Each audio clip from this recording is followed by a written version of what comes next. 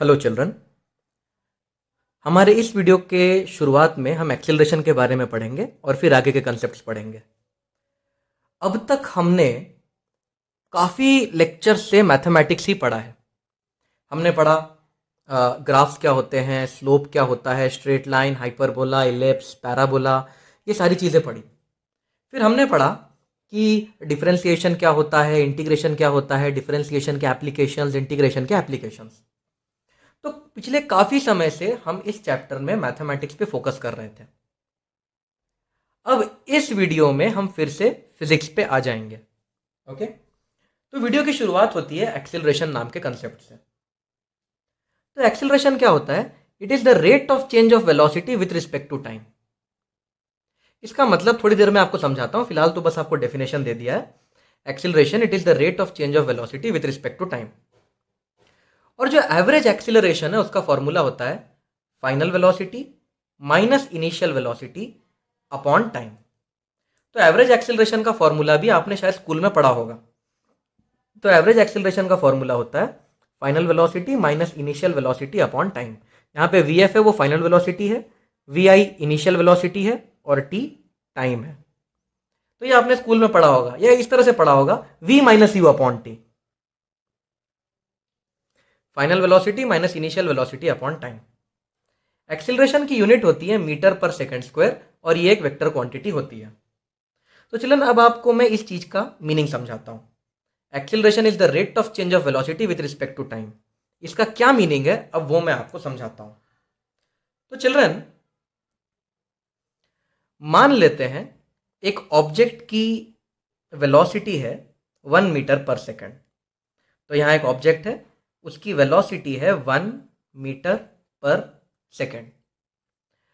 अब मान लेते हैं कि जो एक्सीलरेशन है वो है 2 मीटर पर सेकंड स्क्वायर। तो एक्सीलरेशन बताता है कि वेलोसिटी में कितना चेंज आएगा विथ रिस्पेक्ट टू टाइम। तो ये एक्सीलरेशन बता रहा है कि हर सेकंड वेलोसिटी में 2 मीटर पर सेकंड का फर्क आएगा। तो acceleration equal to 2 metre per second का मतलब होता है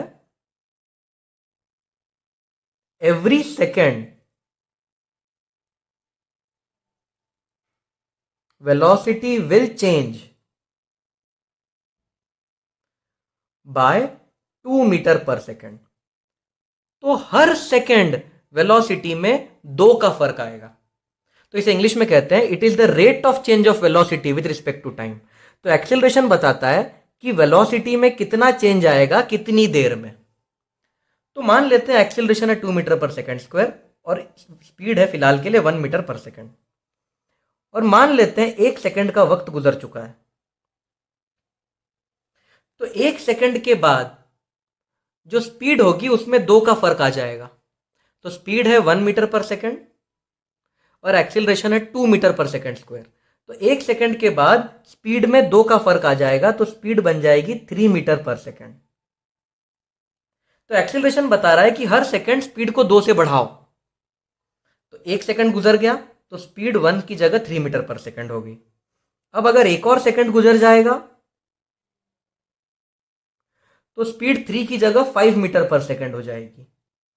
एक और सेकंड गुजरने के बाद स्पीड 7 मीटर पर सेकंड हो जाएगी। तो एक्सीलरेशन बताता है कि हर सेकंड स्पीड में कितना बदलाव आएगा। तो इसको इंग्लिश में कहते हैं it is the rate of change of velocity with respect to time. तो एक्सीलरेशन बताता है कि वक्त के हिसाब से वेलोसिटी में कितना फर्क आने वाला है। तो अगर एक्सीलरेशन 2 है तो हर सेकंड के बाद वेलोसिटी 2 बढ़ जाएगी, हर सेकंड के बाद वेलोसिटी 2 बढ़ जाएगी, हर सेकंड के बाद वेलोसिटी में 2 बढ़ जाएगा। चिल्ड्रन, अगर एक्सीलरेशन को वेलोसिटी बढ़ाने की जगह एक्सीलरेशन अगर वेलोसिटी बढ़ाने की जगह एक्सीलरेशन अगर वेलोसिटी कम कर दे तो उस एक्सीलरेशन को नेगेटिव एक्सीलरेशन या रिटार्डेशन कहा जाता है। तो अगर रिटार्डेशन है, रिटार्डेशन का मतलब है नेगेटिव एक्सीलरेशन। नेगेटिव एक्सीलरेशन मतलब ये स्पीड बढ़ाएगा नहीं, ये स्पीड कम करेगा।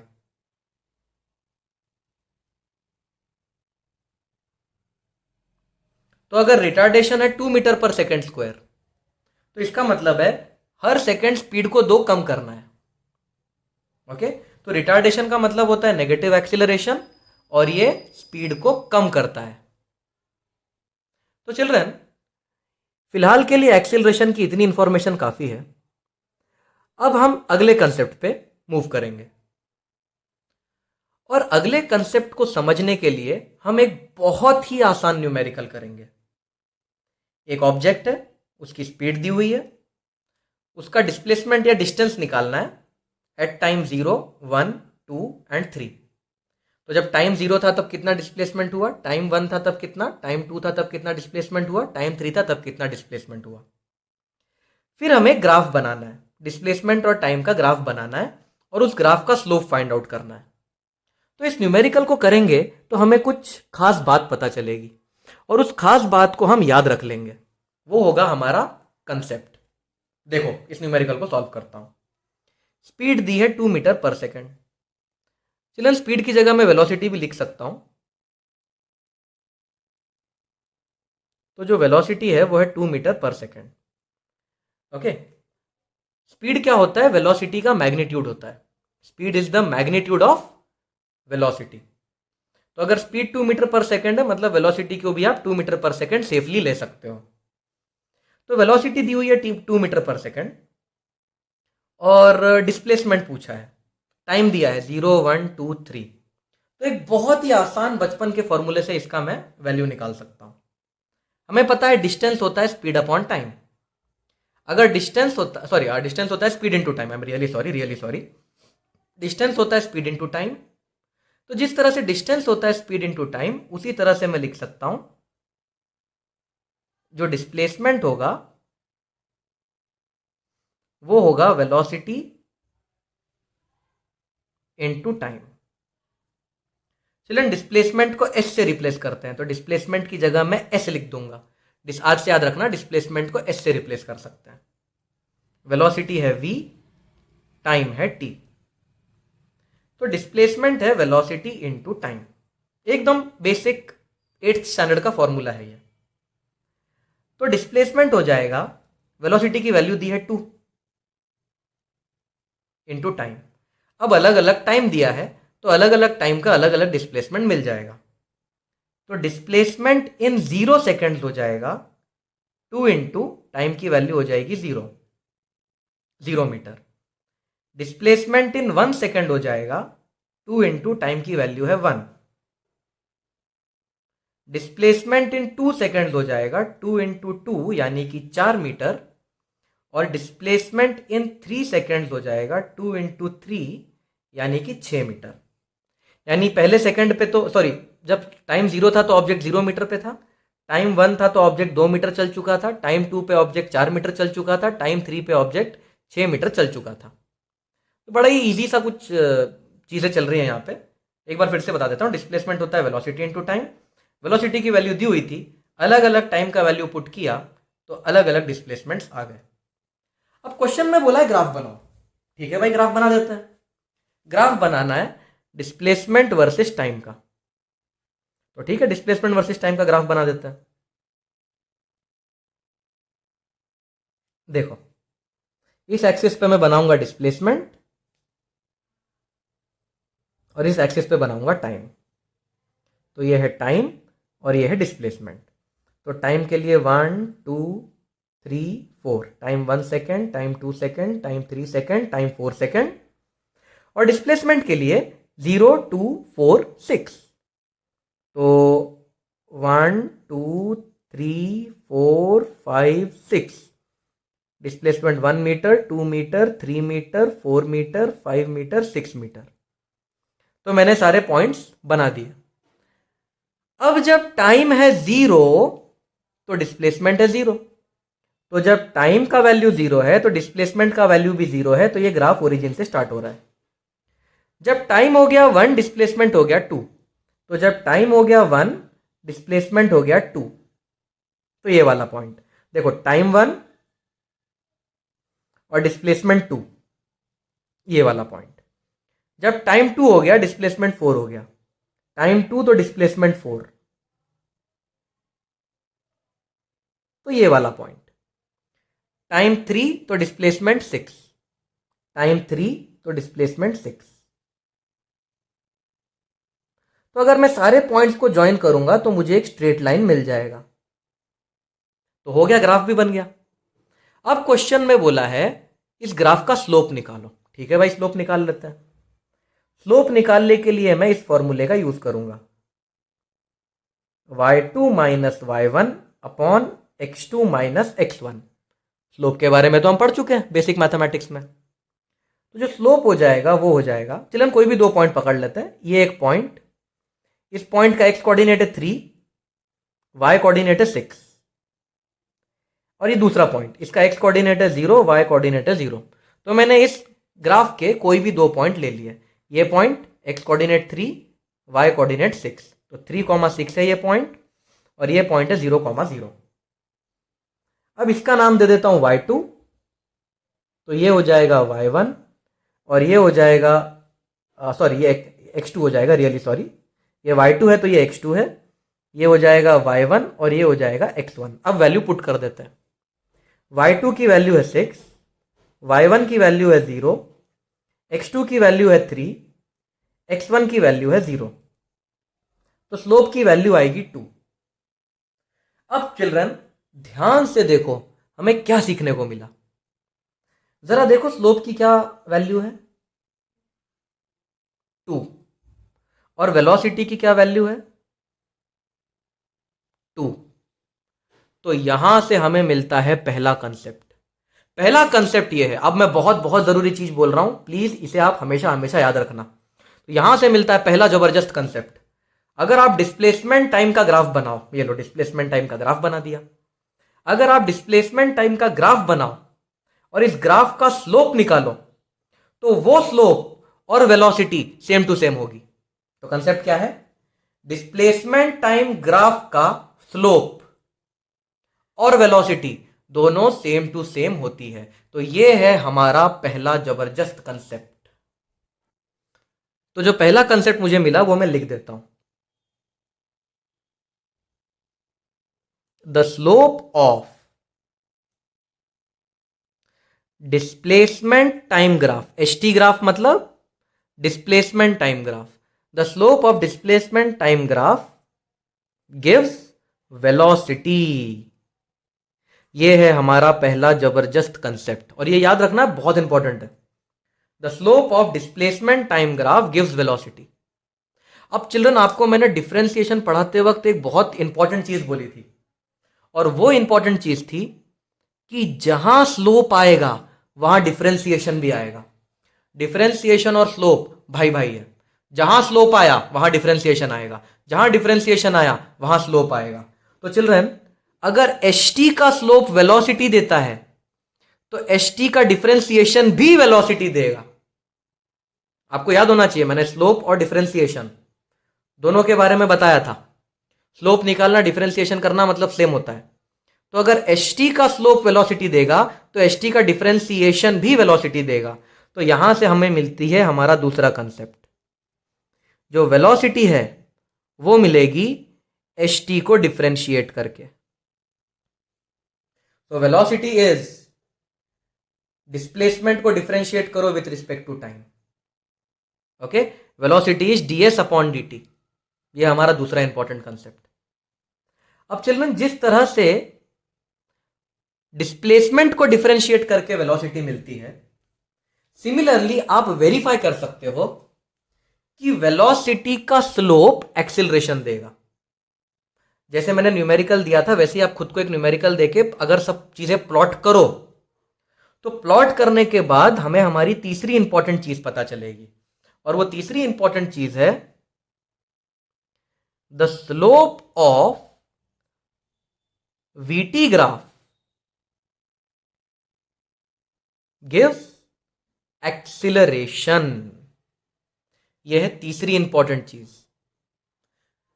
जिस तरह से मैंने यह प्रूव किया कि ht ग्राफ का स्लोप वेलोसिटी देगा, सिमिलरली आप वेलोसिटी और एक्सीलरेशन को प्लॉट अगर करोगे तो आपको यह कंसेप्ट मिलेगा कि slope of VT gives acceleration.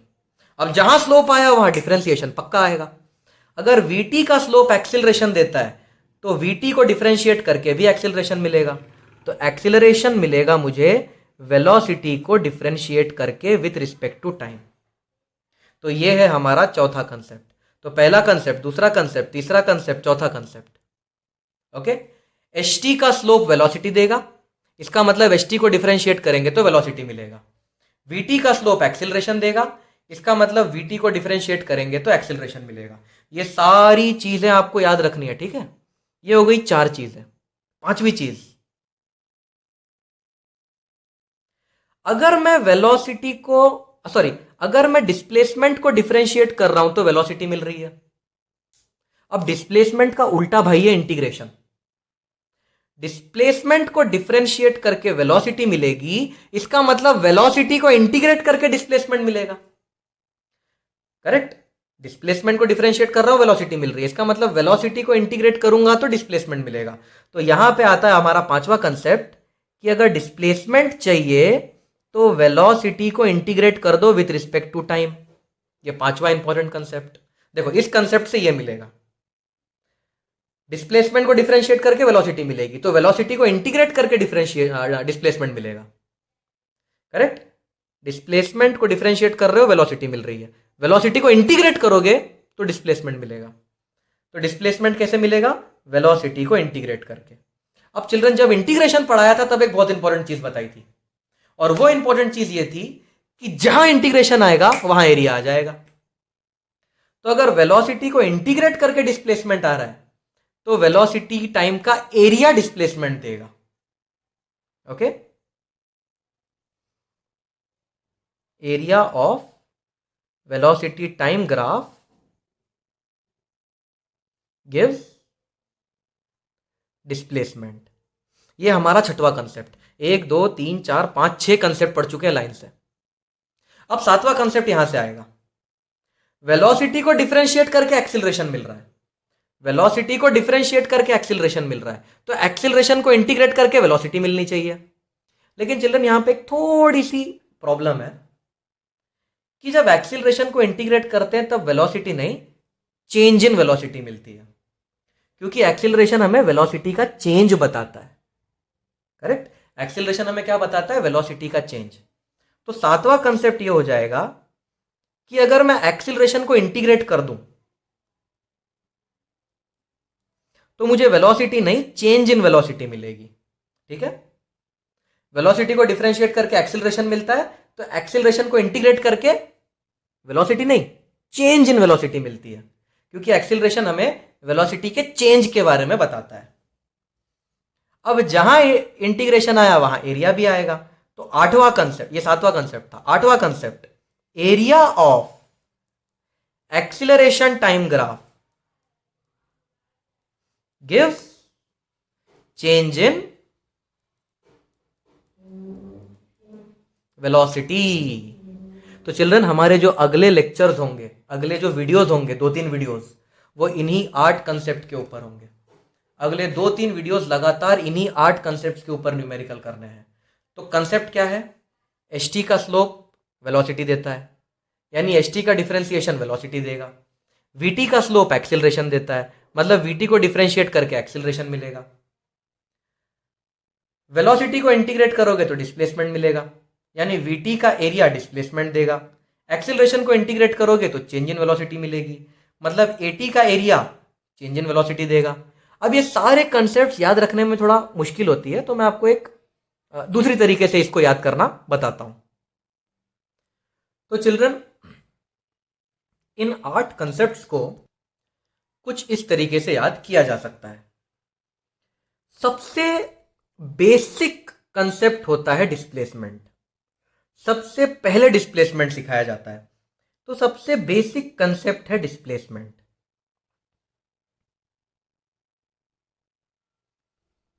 Displacement से थोड़ा सा एडवांस कंसेप्ट है वेलोसिटी। ओके, तो अगर आप डिस्प्लेसमेंट से वेलोसिटी जाना चाहते हो, अगर आप बेसिक कंसेप्ट से हायर कंसेप्ट पे जाना चाहते हो,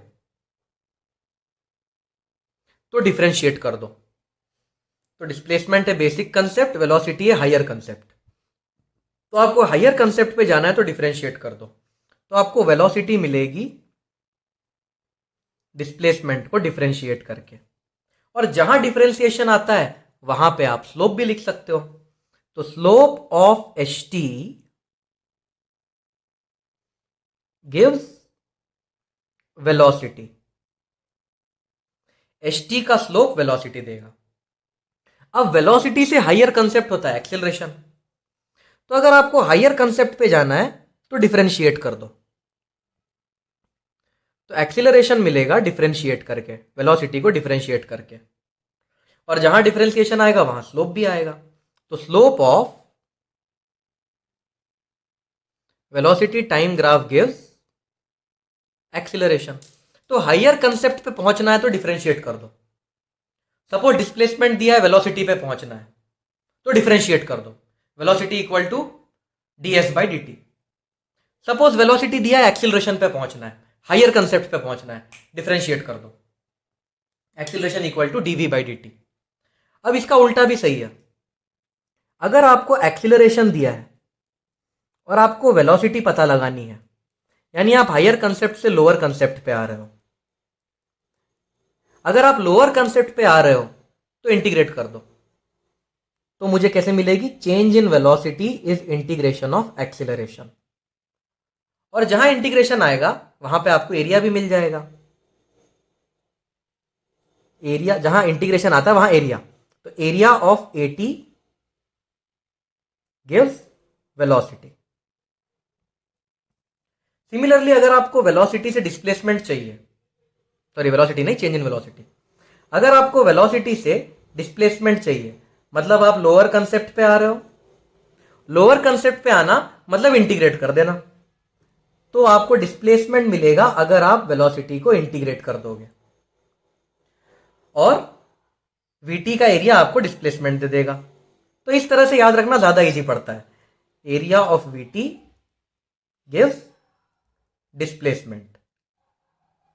हायर कंसेप्ट पे जा रहे हो तो डिफरेंशिएट करो, स्लोप निकालो, लोअर कंसेप्ट पे आ रहे हो तो इंटीग्रेट करो, एरिया निकालो।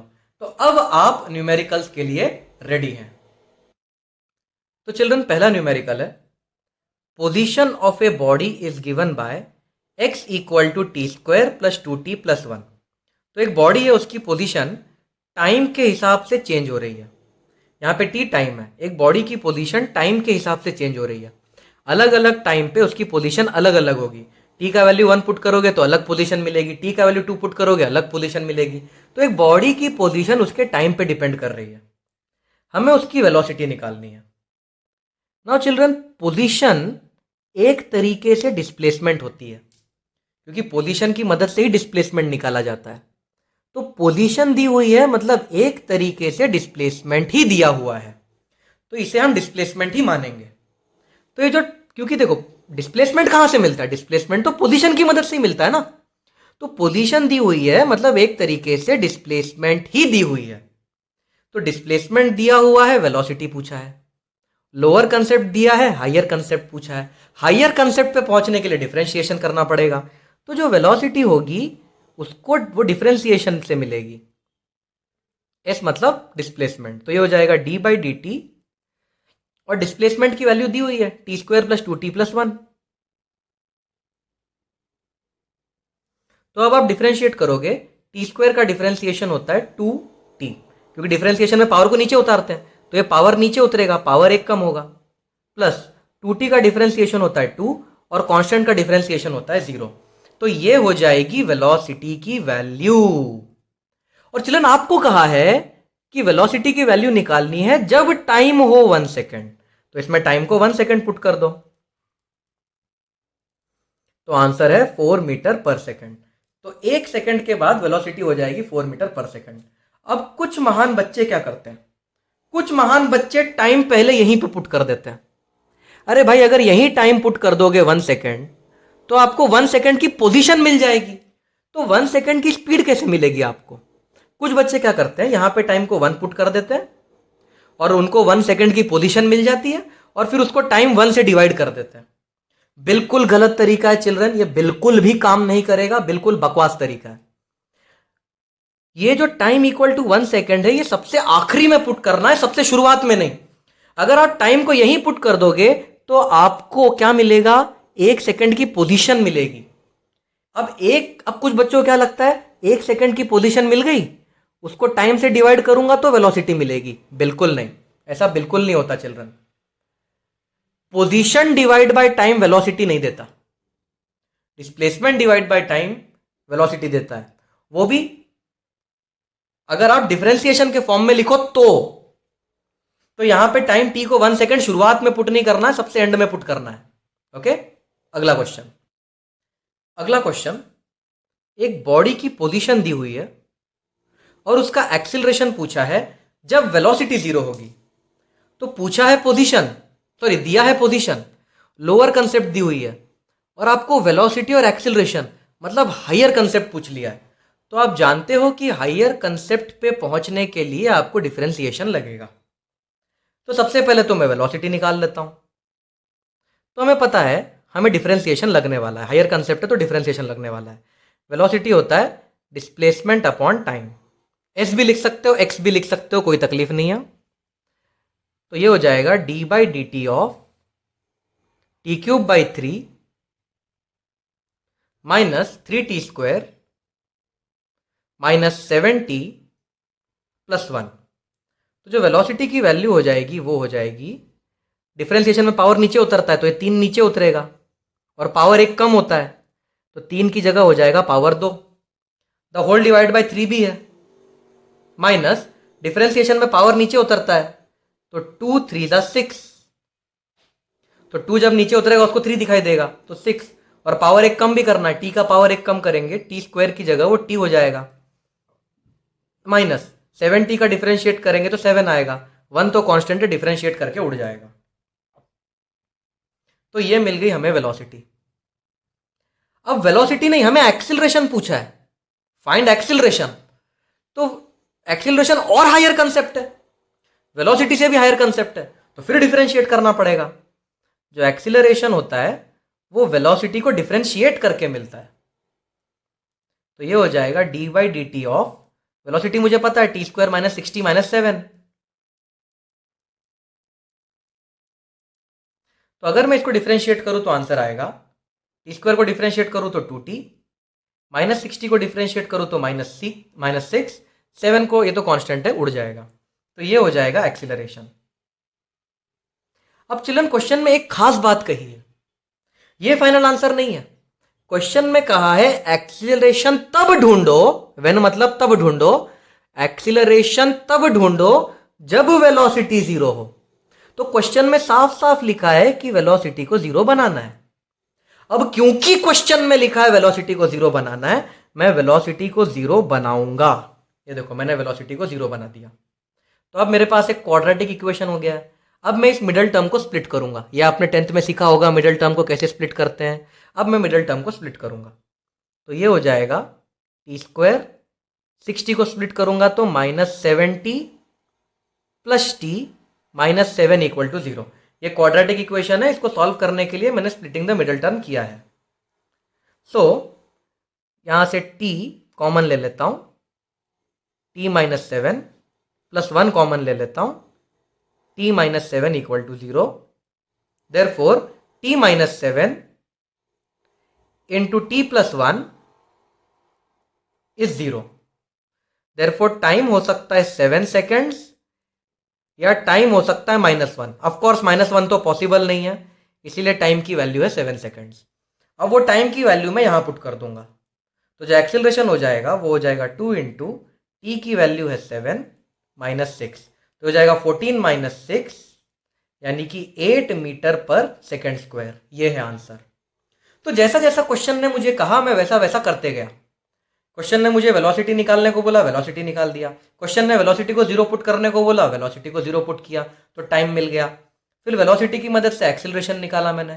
चलिए इस क्वेश्चन को 2 से 3 बार प्रैक्टिस कर लीजिएगा। बहुत सारे बच्चे क्या करते हैं कि यहीं पे 0 पुट कर देते हैं टाइम को, यहाँ पे टाइम को 0 पुट नहीं करना चल रहा है। कई बच्चे यहीं पे वेलोसिटी को 0 पुट करके वेलोसिटी 0 एक्सीलरेशन 0 लिख के आ जाते हैं, बिल्कुल गलत बात। कई बच्चे देखते हैं कि वेलोसिटी 0 है, वेलोसिटी 0 देख के एक्सीलरेशन 0 लिख के आ जाते हैं, एकदम गलत कंसेप्ट है। चिल्ड्रन जरूरी नहीं है कि अगर वेलोसिटी 0 हो तो एक्सीलरेशन भी 0 हो, ये बिल्कुल जरूरी नहीं है चिल्ड्रन। ये मैं आपको मोशन अंडर ग्रेविटी में प्रूव करूंगा। फिलहाल के लिए आप याद रखो, वेलोसिटी जीरो होने का मतलब एक्सिलरेशन जीरो है ऐसा बिल्कुल नहीं होता। इस बात को हम मोशन अंडर ग्रेविटी में और अच्छे से समझेंगे। फिलहाल इस न्यूमेरिकल को 2 से 3 बार और आप अपने बुक में कीजिए। नेक्स्ट कंसेप्ट देखते हैं चिल्ड्रन। बॉडी की वेलोसिटी दी है, एक्सिलरेशन पूछा है, लोअर कंसेप्ट दिया है, हायर कंसेप्ट पे जाना है, तो हम डिफरेंशिएट करेंगे। एक्सिलरेशन मिलता है वेलोसिटी को डिफरेंशिएट करके, तो ये हो जाएगा D by D T of, velocity की वैल्यू हमें पता है 2t² + 3t + 1। अब इसको डिफरेंशिएट करेंगे तो मुझे वेलोसिटी मिल जाएगी, 2 नीचे आएगा तो ये हो जाएगा 4t + 3, 1 तो कांस्टेंट है, उसका डिफरेंशिएशन 0 हो जाएगा। अब टाइम दिया है 2 सेकेंड्स, तो जो एक्सेलरेशन हो जाएगा वो हो जाएगा 4 इंटू टाइम की वैल्यू है 2 सेकेंड्स प्लस 3, तो 4 2 8 + 3 9 10 11, तो एक्सेलरेशन इज 11 मीटर्स पर सेकेंड स्क्वायर। ये मैथ्स वाला पार्ट तो आप खुद ही कर सकते हो, तो बच्चों वाला पार्ट है, 4 2 8 + 3 11। Okay, so this is the next question. Children, जो अगला क्वेश्चन है थोड़ा डिफिकल्ट है। पोजीशन दी हुई है और ये पूछा है कि वेलोसिटी के साथ क्या होगा, इंक्रीज होगी, डिक्रीज होगी, वेलोसिटी सेम रहेगी या वेलोसिटी इंक्रीज डिक्रीज कुछ भी हो सकती है। तो काफ़ी डिफिकल्ट सा क्वेश्चन है। ये किसी कॉम्पिटिटिव एग्जाम में आया था, मुझे याद नहीं है किस कॉम्पिटिटिव एग्जाम में आया था ये क्वेश्चन, पर ये कॉम्पिटिटिव एग्जाम का क्वेश्चन है, काफ़ी डिफिकल्ट है। तो पोजीशन दी हुई है, वेलोसिटी पूछा है।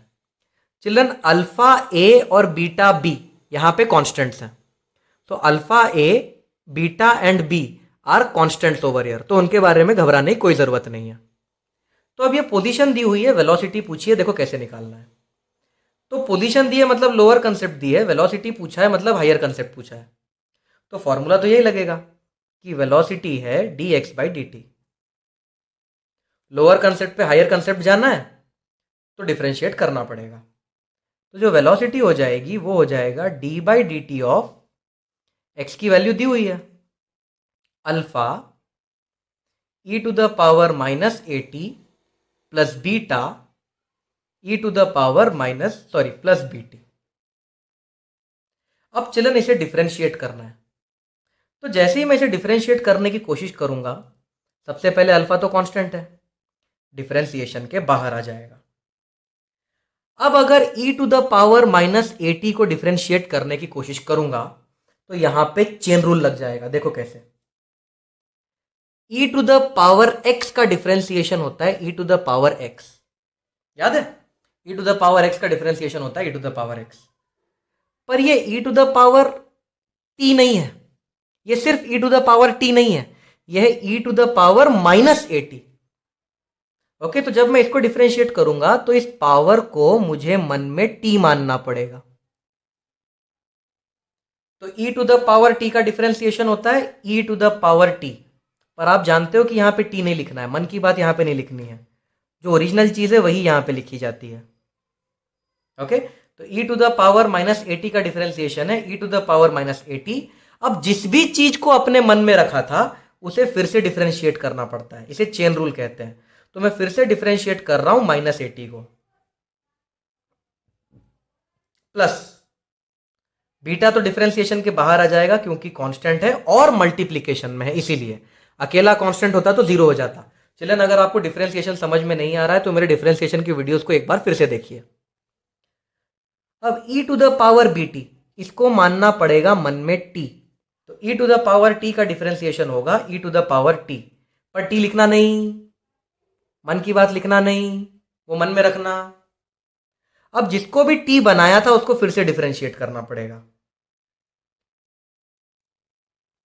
तो जो वेलोसिटी हो जाएगी उसकी वैल्यू होगी v इज देखो अल्फा e⁻−at, -at को डिफरेंशिएट करूंगा तो -a आएगा। क्यों? क्योंकि 2t को डिफरेंशिएट करते हैं t आता है, 3t को डिफरेंशिएट करते हैं 3 आता है, 4t को डिफरेंशिएट करते हैं 4 आता है, तो -at को डिफरेंशिएट करूंगा तो -a आएगा। तो चिल्ड्रन, -a इस तरह से लिख देता हूं, प्लस बीटा e⁻bt, bt को डिफरेंशिएट करोगे तो b आएगा। तो ये है वेलोसिटी की वैल्यू। अब क्वेश्चन में आपसे पूछ लिया है कि ये वेलोसिटी टाइम के साथ बढ़ेगी या कम होगी। सिर्फ वेलोसिटी नहीं पूछी, देखो उन्होंने प्योर वेलोसिटी नहीं पूछ ली, ये पूछा है ये चीज कम हो रही है या बढ़ रही है। ये जो आपको जो भी मिला है, ये वेलोसिटी आपको मिली है, ये वेलोसिटी बढ़ रही है या कम हो रही है, ये पूछ लिया। तो चलो मैं क्या करूंगा, इसको फिर से रीअरेंज करूंगा। इस इक्वेशन को मैं फिर से लिखता हूं, v is equals to B beta, पहले प्लस वाला टर्म लिख लेता हूं, B beta E to the power B T, फिर माइनस वाला टर्म लिखता हूं, माइनस ए अल्फा, चिल्ड्रन ये e to the power minus A T है ना, e to the power minus A T को मैं डिनोमिनेटर में भेज देता हूं, तो ये बन जाएगा e to the power A T. तो बस ये जो ऊपर था न्यूमरेटर में, उसको मैंने डिनोमिनेटर में भेज दिया है, तो जो पावर थी e की माइनस एटी वो प्लस एटी हो जाएगी। अब चिल्ड्रन जैसे जैसे टाइम बढ़ेगा, एज टाइम इंक्रीजेस, ये डिनोमिनेटर की वैल्यू बढ़ेगी, e to the power A T बढ़ जाएगा, बराबर ना। जैसे जैसे टाइम बढ़ेगा e to the power A T बढ़ेगा, जैसे जैसे t बढ़ेगा e to the power t बढ़ेगा। अब अगर डिनोमिनेटर बढ़ रहा है तो ये पूरी चीज कम हो जाएगी, करेक्ट ना। अगर किसी चीज का डिनोमिनेटर बड़ा होते जाएगा तो आंसर छोटा होते जाएगा। तो क्योंकि ये डिनोमिनेटर बढ़ रहा है तो ये पूरी की पूरी चीज कम होगी, तो नेगेटिव चीज कम हो रही है। अगर नेगेटिव वाली चीज कम हो रही है तो ऑफ कोर्स वेलोसिटी टाइम के साथ बढ़ेगी। जैसे जैसे टाइम बढ़ेगा ये पूरी चीज तो बढ़ने ही वाली है, क्योंकि टाइम बढ़ेगा तो ये चीज बढ़ेगी। तो पॉजिटिव चीज बढ़ते जा रही है, नेगेटिव चीज कम होते जा रही है, तो उनका एडिशन बढ़ते जाएगा ना, तो आंसर है इंक्रीजेस विथ टाइम। चलो अगला क्वेश्चन, बॉडी की डिस्प्लेसमेंट दी है और वेलोसिटी पूछी है। तो हमें पता ही है कि डिस्प्लेसमेंट को डिफरेंशिएट करेंगे तो वेलोसिटी मिल जाएगी। तो v is equals to D X upon D T, which is equals to D upon D T of x की वैल्यू दी है k by B into one minus E to the power minus B T. अब children मैं इस bracket को खोल देता हूं, तो v हो जाएगा d by D T of k by B into one होता है k by B minus k by B into E to the power minus B T. तो मैंने सिर्फ ब्रैकेट खोला है, अभी डिफरेंशिएट किया नहीं है, अब करूंगा डिफरेंशिएट। चिल्ड्रन यहां पे k और b के बारे में कुछ नहीं लिखा है, तो हम इसे कांस्टेंट मान लेंगे। क्योंकि यहां k और b के बारे में कुछ नहीं लिखा है, हम इसे कांस्टेंट मान लेंगे। तो डिफरेंशिएशन ऑफ प्योर कांस्टेंट, देखो ये प्योर कांस्टेंट है, टाइम के साथ मल्टीप्लीकेशन में नहीं है। तो डिफरेंशिएशन ऑफ प्योर कांस्टेंट है क्या, ये किसी भी टाइम के साथ मल्टीप्लाइड, कोई टाइम के साथ अटैच्ड है क्या, ये क्या ये टी के साथ अटैच्ड है, sine t cos t e to the power t किसी के साथ भी अटैच्ड है क्या, नहीं, ये प्योर कांस्टेंट है। इसको डिफरेंशिएट करोगे तो जीरो हो जाएगा, माइनस के बाई बी यहां पे कांस्टेंट है पर वो टी के फंक्शन के साथ मल्टीप्लाइड है, तो ये जीरो नहीं होगा, ये बच जाएगा, ये एज इट इज लिख दूंगा इसे। अब e to the power minus B t को डिफरेंशिएट करना है, पावर को मन में मानना पड़ेगा t, e to the power t का डिफरेंशिएशन होता है e to the power t, पर लिखते नहीं है t, लिखते ओरिजिनल चीज ही है। अब जिसको भी t बनाया था उसको फिर से डिफरेंशिएट किया जाता है। मैंने माइनस बी टी को t बनाया था तो माइनस बी टी, तो वेलोसिटी हो जाएगी चिल्ड्रन ये माइनस और ये माइनस मिलके प्लस हो जाएगा, ये माइनस मिलके प्लस हो गया, k by b e to the power minus B t, b t को डिफरेंशिएट करूंगा तो आएगा b, तो b से b कट जाएगा, ये आंसर है वेलोसिटी का। तो थोड़ा डिफरेंशिएशन मुझे पता है कई बच्चों को परेशान करता है, इसीलिए मैंने डिफरेंशिएशन के बहुत सारे क्वेश्चंस दिए हुए हैं। आप प्लीज मेरे वीडियोस को रिवाइंड कीजिए अगर आपको डिफरेंशिएशन ठीक से याद नहीं आ रहा है तो। नेक्स्ट क्वेश्चन, टाइम और डिस्प्लेसमेंट का रिलेशन दिया है और क्वेश्चन पूछा है डिस्प्लेसमेंट निकालो जब वेलोसिटी जीरो हो। यानी टाइम और डिस्प्लेसमेंट तो दिया है, निकालना भी डिस्प्लेसमेंट है, पर डिस्प्लेसमेंट तब निकालना है जब वेलोसिटी जीरो है। तो चलिए सबसे पहले तो ये टाइम और डिस्प्लेसमेंट का जो रिलेशन है वो स्टैंडर्ड फॉर्म में नहीं है, यानी कि मुझे x इज इक्वल्स टू अगर पता होता तो मैं डिफरेंशिएट कर देता x को और आंसर आ जाता। तो सबसे पहले इसको स्टैंडर्ड फॉर्म में लाना पड़ेगा। देखो इसको स्टैंडर्ड फॉर्म में कैसे लाता हूं। 3t is equals to under root 3x plus 6।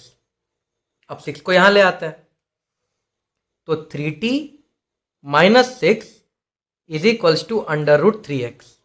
अब मैं कर देता हूं स्क्वेयरिंग बोथ साइड्स, तो ये हो जाएगा 3t minus 6 the whole square is equals to 3x। Bracket open कर लेते हैं अपन।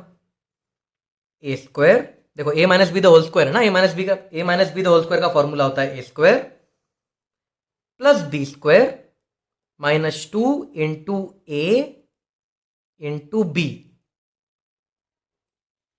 ओके, तो x की क्या वैल्यू हो जाएगी, x की वैल्यू हो जाएगी 9t स्क्वायर माइनस 3 2 जा 6 6 6 जा 36 minus 36t plus 36 divide by 3।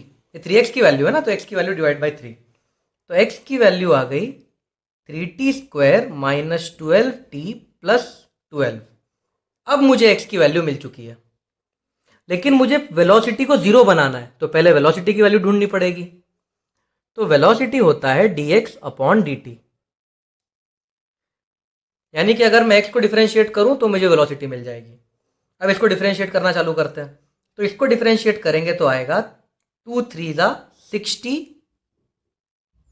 Minus 12। इस वाले 12 को डिफरेंशिएट करेंगे वो तो जीरो होने वाला है। तो अब मेरे पास वेलोसिटी की वैल्यू आ गई। अब इस वेलोसिटी को जीरो पुट करना है, ऐसा लिखा है क्वेश्चन में, तो वेलोसिटी को पुट कर दिया मैंने जीरो। तो 60 की वैल्यू हो गई 12, t की वैल्यू हो गई 2 सेकेंड्स। अब एक बार टाइम मिल गया तो डिस्प्लेसमेंट आसानी से मिल जाएगा, करेक्ट। ये देखो मैं यहां पे टाइम को पुट कर देता हूं 2 सेकेंड्स और देखते हैं डिस्प्लेसमेंट क्या आता है। 3t equal to root 3x plus 6, यहां पे टाइम को पुट कर देता हूं 2 सेकेंड्स, तो 3 into 2 is equals to under root 3x plus 6। तो 6 is equals to under root 3x plus 6। ये 6 यहां पे आएगा, जीरो हो जाएगा, 6 माइनस 6 जीरो। इसका मतलब जो x की वैल्यू है जीरो है। तो आंसर है 2 सेकंड के बाद बॉडी की डिस्प्लेसमेंट जीरो हो जाएगी। बड़ा ही अच्छा क्वेश्चन है। और चिल्ड्रन ये मत करना कि वेलोसिटी जीरो हो गई इसलिए डिस्प्लेसमेंट जीरो हुआ, ये रीजन इसका बिल्कुल नहीं है। लकीली यहां पे ऐसा हो गया है कि वेलोसिटी जीरो है तो डिस्प्लेसमेंट जीरो, पर हर बार ऐसा नहीं होता, इसे पूरा सॉल्व करना पड़ता है। अगला क्वेश्चन देखिए, डिस्प्लेसमेंट दिया है और पूछा है एक्सिलरेशन किसके प्रोपोर्शन में है। वेलोसिटी के ऐसे 4 ऑप्शन दिए हुए हैं, तो आपको डिस्प्लेसमेंट दिया हुआ है और आपको एक्सिलरेशन किसके प्रोपोर्शन में है ये पूछा है। मतलब आपको डिस्प्लेसमेंट भी निकालना पड़ेगा, एक्सिलरेशन भी निकालना पड़ेगा और वेलोसिटी भी निकालनी पड़ेगी, तभी जाके आप रिलेशन पता लगा पाओगे ना। तो देखो सबसे पहले मैं वेलोसिटी निकालता हूं। हम सब जानते हैं वेलोसिटी होता है dx by D T, which is equals to d by D T of x की वैल्यू दी है t plus 5 to the power minus 1। अब इसको कैसे डिफरेंशिएट किया जाए। चिल्ड्रन देखो यहां पे मुझे पावर दिख रही है, पावर के नीचे जो भी है उसे t बना दूंगा, तो इस पूरी चीज को मैं t मान लूंगा अपने मन में। याद है आपको पावर वाले क्वेश्चंस, जब पावर होते हैं तो इसको t मान लो अपने मन में। तो ये हो जाएगा t to the power minus 1। तो t to the power minus 1 का आंसर होता है minus 1 t to the power minus 2। Minus नीचे उतरता है, पावर को एक कम करेंगे तो माइनस 1 करेंगे तो माइनस 2 आएगा। तो t to the power minus 1 था, माइनस 1 नीचे उतरेगा तो minus 1 t to the power minus 1 मतलब माइनस 2। और यहां t नहीं लिखना होता, यहां तो ओरिजिनल चीज लिखनी होती है। अब जिसको t बनाया था उसको डिफरेंशिएट करना पड़ता है, तो मुझे डिफरेंशिएट करना पड़ेगा t प्लस 5 को, क्योंकि मैंने t प्लस 5 को t बनाया था। तो जो वेलोसिटी होगी वो होगी minus t plus 5 to the power minus 2, d by D T of t करूंगा तो 1 आएगा, और d by D T of 5 करूंगा तो 0 आएगा।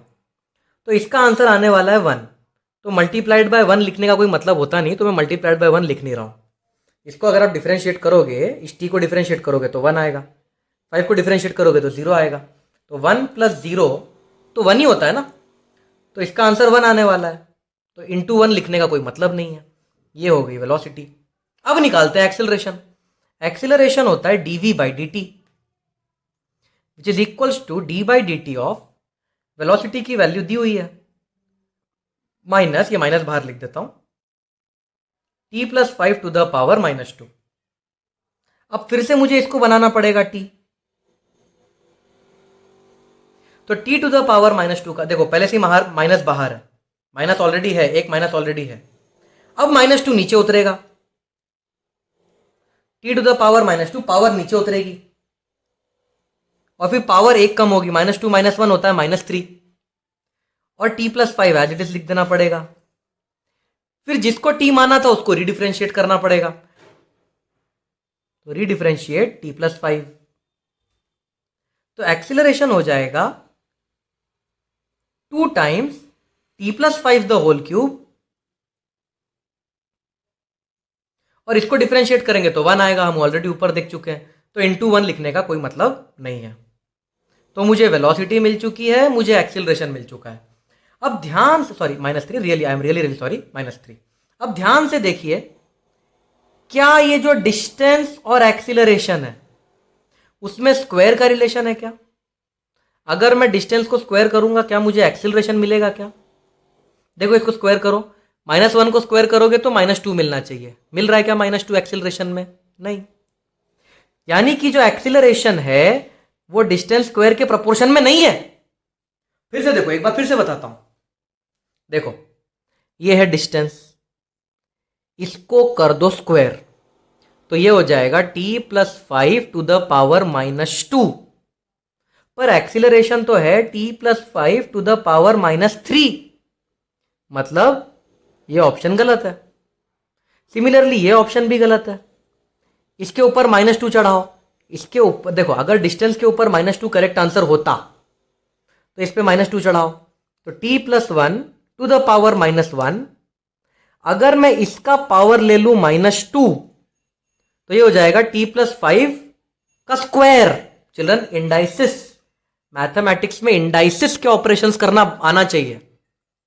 देखो t + 1 टू द पावर -1, अब ऑप्शन डी बोल रहा है उसको करो -2, तो ये दोनों ऐड नहीं होते चिल्ड्रन, ये दोनों मल्टीप्लाई होते हैं, तो ये हो जाएगा t + 5 टू द पावर 2।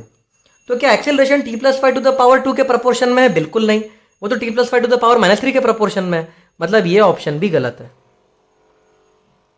मतलब अब हमें एक्सीलरेशन और वेलोसिटी का रिलेशन निकालना पड़ेगा। अब हम एक्सीलरेशन और वेलोसिटी का रिलेशन निकालेंगे। एक काम करते हैं, अब इन दोनों का रिलेशन कैसे निकालें? तो देखो वो ऐसे निकलेगा, अगर मैं इसको क्यूब कर दूं, मैं क्यूब क्यों कर रहा हूं? क्योंकि देखो यहां पे पावर है -2 और यहां पावर है -3, मुझे वेलोसिटी को एक्सीलरेशन से मिलाना है, तो मैं वेलोसिटी को क्यूब कर दूंगा तो इसकी पावर हो जाएगी -6, और अगर मैं एक्सीलरेशन को स्क्वायर कर दूंगा तो एक्सीलरेशन की पावर हो जाएगी -6, और उनको मैच करने में आसानी होगी। तो अगर मैं वेलोसिटी को क्यूब कर दूं तो देखो क्या मिलेगा, क्यूब कर दूं तो ये हो जाएगा -t + 5, क्यूब करूंगा तो -2 का क्यूब करूंगा तो -6 हो जाएगा। और अगर मैं एक्सीलरेशन को स्क्वायर कर दूं, देखो अब मैं इसको स्क्वायर करूंगा तो एक्सीलरेशन का स्क्वायर हो जाएगा, सॉरी यहां पे नहीं, यहां पे इस एक्सीलरेशन को स्क्वायर कर रहा हूं, तो अगर मैं इसको स्क्वायर कर दूंगा तो ये हो जाएगा a² = 4t + 5 to the power -6। इसका मतलब v³ t + 5 to the power -6 पे डिपेंड करता है और a² भी t + 5 टू द पावर -6 पे डिपेंड करता है। तो अगर मैं इन दोनों का रेशियो ले लूंगा तो देखो क्या हो जाएगा, v³ upon a² is equals to minus, चलो इन दोनों का रेशियो लूंगा तो ये तो कट जाएगा, तो -1/4 आ जाएगा। तो a² की वैल्यू हो जाएगी 4v³। इसका मतलब A square is proportional to V cube, इसका मतलब A is proportional to V to the power 3/2। मैंने दोनों तरफ स्क्वायर रूट ले लिया, तो A is proportional to V to the power 3/2 is the answer. थोड़ा ट्रिकी क्वेश्चन है, बहुत इसमें पावर्स को मैनेज करना आना चाहिए। अगर आपका मैथमेटिक्स वीक है, पावर को मैनेज करते नहीं आता, तो आप इस क्वेश्चन में फंस जाओगे। तो पावर का मैनेजमेंट करना आना चाहिए इस क्वेश्चन में। इंडाइसिस एंड सर्ड्स के ऊपर बहुत अच्छा होल्ड होना चाहिए। अगर आपका होल्ड नहीं है पावर्स के ऊपर, तो प्लीज 7th, 8th और 9th स्टैंडर्ड के मैथमेटिक्स में इंडाइसिस चैप्टर को रिपीट कीजिए और अपने मैथमेटिक्स को स्ट्रॉन्ग कीजिए। चिल्ड्रन, इस वीडियो का आखिरी क्वेश्चन, वेलोसिटी दी है और पूछा है एक्सीलरेशन जीरो कब बनेगा। मतलब लोअर कंसेप्ट वेलोसिटी दी है और हायर कंसेप्ट एक्सीलरेशन पूछा है, तो ऑफ कोर्स डिफरेंशिएट तो करना पड़ेगा। तो एक्सीलरेशन होता है dv/dt, तो एक्सीलरेशन हो जाएगा d/dt ऑफ, वेलोसिटी की वैल्यू दी है alpha T square minus beta T. यहां अल्फा और बीटा के बारे में कुछ नहीं दिया है, तो उन्हें कॉन्स्टेंट्स मान लेंगे।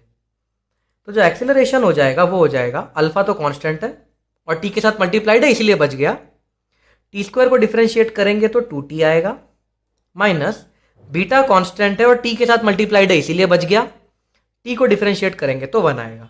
ये है एक्सीलरेशन। क्वेश्चन में लिखा है कि एक्सीलरेशन जीरो कब बनेगा, तो एक्सीलरेशन को जीरो बना देते हैं। तो 2 alpha t equal to, minus beta को यहां पहुंचाओगे तो प्लस बीटा, तो टाइम हो जाएगा बीटा अपॉन 2 अल्फा। तो बीटा अपॉन 2 अल्फा सेकेंड्स के बाद एक्सीलरेशन जीरो हो जाएगा। This is the answer.